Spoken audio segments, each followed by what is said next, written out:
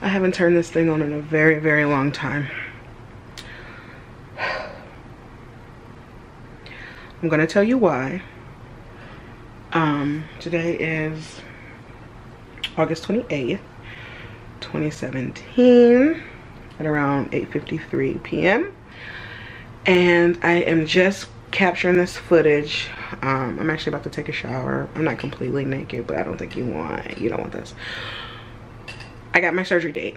The last time we spoke, I kind of told you I would put you on the back burner for another project, but nope, this is important. I got my surgery date. I got my surgery date. I got my surgery date. I'm gonna update you and fill you in on my whole ass life, but I just wanted to mark it down. I'm exhausted. I'm not feeling well. I'm sick. But maybe that's related, not related, but just know that I got my surgery date. I'm gonna take you all with me. I'm gonna show you what that means. I'm gonna tell you what surgery. I'm gonna tell you what I've been up to. So you should see a better looking version of me now. Hey everybody, I told you all that I would look a lot better when you saw me. I lied. Today is September 13th. It's a Wednesday. It's actually my mom's birthday, so happy birthday, Mom. Love you a whole lot. She turned 65, but you can't tell her she's not a day over 49, 50, but happy birthday to her. But it's been a very long time since I vlogged. It's been a very long time since I've given you all an update. Unless you follow me on social media, you've seen that all that's going on. But like for those of you who don't, the last time you all saw me, I told you I was going to take time away and focus on the podcast as it was doing really well. Super unnecessarily long story short, that podcast venture is over. That friendship is over. That chapter is closed. And a lot of amazing things have happened since then. Crazy, crazy, crazy. I got to work with Carolyn Malachi, the Grammy nominated artist. I'm going to put some of her music here. I'm actually going to link the work that I did with her down below. I'm still partnered with Soul. I'm a music editor. I've written about a good 5 or so articles for them. I get to do backstage things and press pass things and all that stuff. But as you saw in the beginning clip of this video, the most intense transition in my year of 30 is I'm having weight loss surgery. So the video that I shot was me finding out that I actually got the date. And today marks the 30-day mark. So my surgery is actually Friday the 13th of October. Friday 13th is when I'll be having my weight loss surgery. So I said I would try to vlog, and I mean charge it to my head, not my heart. So I was gonna try to vlog that 30-day period and then kind of my life post that. But I don't want this channel to become that. I just want you to know that your girl's gonna be slimmer within the frame. So I wanted to let you all know just how serious I am and how serious it's been. So I'm just gonna give you a pan through of what my prep has looked like in terms of what I'm doing to my house. This picture I posted about a month ago where I started the process. And this is where we are today. This is all Duncan's dog treats and dog food, but I have a shit ton of Jello, doctor approved, for the pre-diet. Like for 2 weeks I'm gonna have to be on a protein shake liquid diet to remove some of the fat around my liver, because that's something that they have to manipulate to get to my stomach. I'm prepping. I have bouillon cubes because post-surgery it's gonna be a clear brothy liquid type of party. But for the 2 weeks before, majority of my diet is gonna look a little bit like this. My milkshake is gonna bring something to the yard. So depending on which brand, and this is not an endorsement, but they can definitely send me if they'd like. Depending on which brand, it determines how many I'm supposed to have a day. It's between, depending on the shake, it's between 4 and 6 shakes a day for 14 days. My last This starts on the 29th of September and it runs right up to the surgery date. I could get into why and how and the purpose, but at the end of the day, it's because my life is taking off in a way that I never imagined. I'm getting to taste my reality. I'm getting to taste my wildest dreams, and at the bare minimum of it all, I need my body to be able to handle the journey that I'm on. I've always been a plus size person, but it's never shown up. Like I'm not diabetic, I'm not pre-diabetic, I don't have high cholesterol, like all my stats are fine.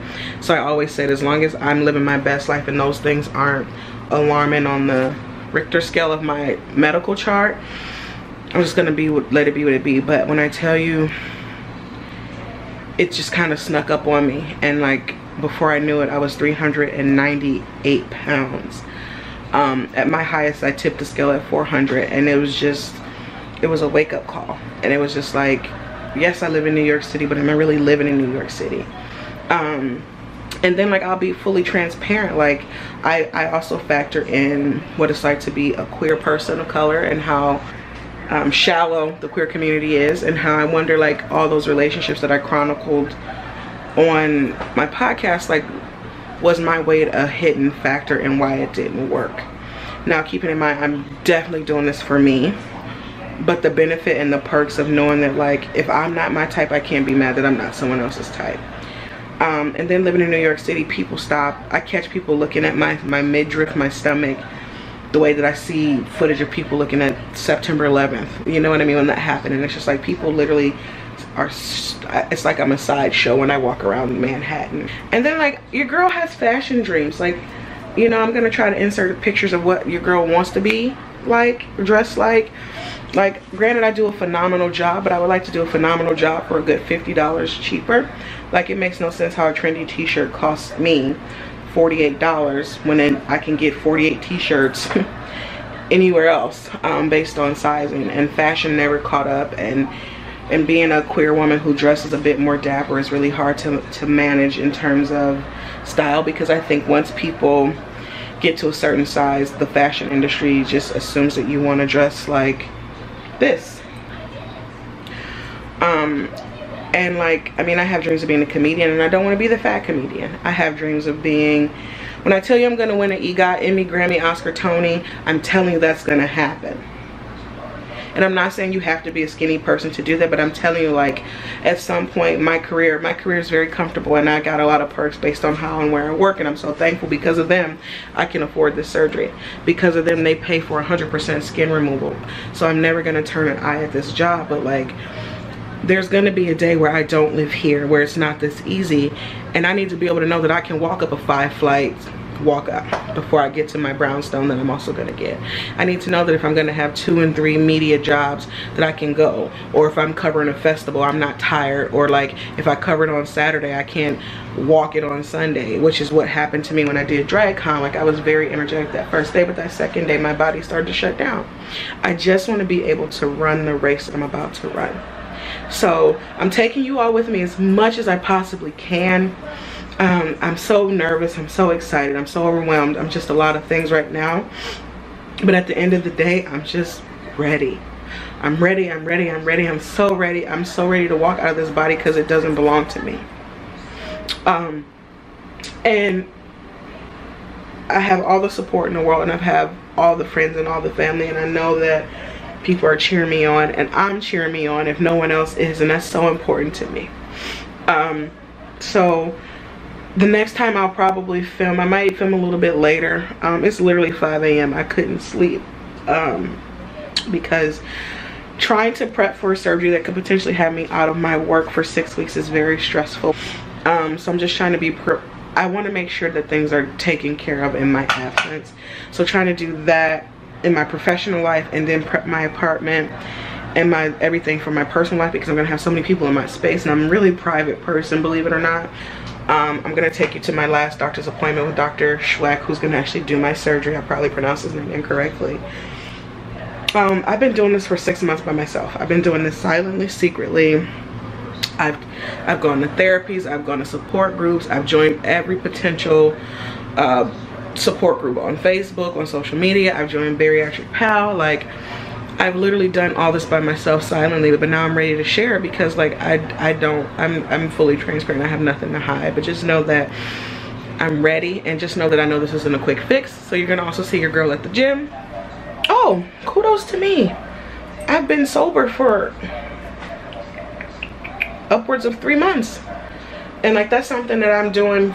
That was something I was doing for me before the surgery, because in theory I could drink right up to the 29th, but like I kept telling people that this time next year I'm not going to be a drinker. This time next year I'm not going to be a drinker.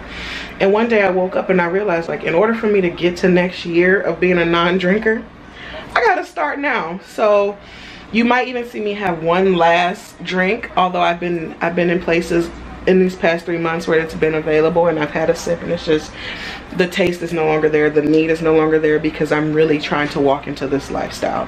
I'm trying to remove things that no longer serve me in my life, in my insides, in my world, and alcohol is a big component of it. And I'm in such a phenomenal place that I don't need that crutch, because I'm more than happy to go out.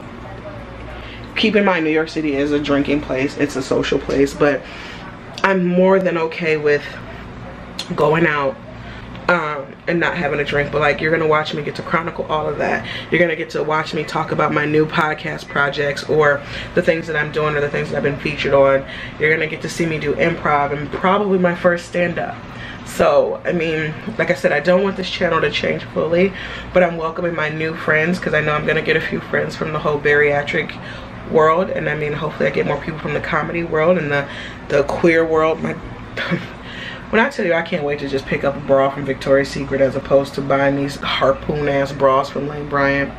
No shade, don't sue me, I'm just keeping it all the way real.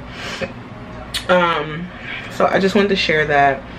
I'm gonna try to get this video up on the calendar day, but like I said, I've been out of the editing game for a while, so I'm hoping my friend Brenda from the Daily Dose, is it Daily Dose? Brenda, I need your help again to remind me of the quick tips and the small things. And I'm actually going to be going to a class where you can learn how to create small videos directly on your iPhone. So that'll be helpful in terms of like trying to take it off the camera and upload it and add all this stuff. So I'm actually going to pay to have a guy teach me how to do these all from my iPhone. So it'll make them a little bit quicker and they won't be as long. But just so you know, this is the date. This is the date of surgery. I'm still Zora Knows, and you're about to really find out what Zora knows. Love you all. Bye.